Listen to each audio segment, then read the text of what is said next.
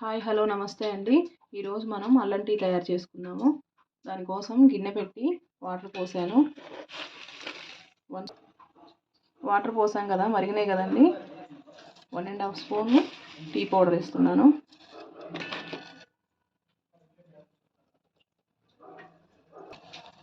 ఇట్లా మరిగేటప్పుడు మనము అల్లం దంచి పెట్టుకున్న అల్లం కొంచెం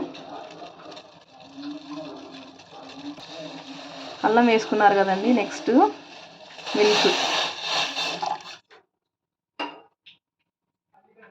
నెక్స్ట్ 2 స్పూన్స్ షుగర్ వేస్తున్నానండి.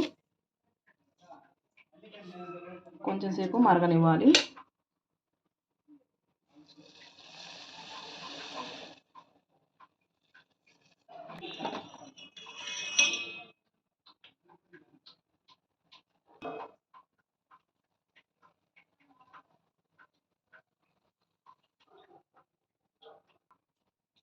అల్లం టీ రెడీ అయింది. ఇప్పుడు ఫిల్టర్ చేసుకుందాము.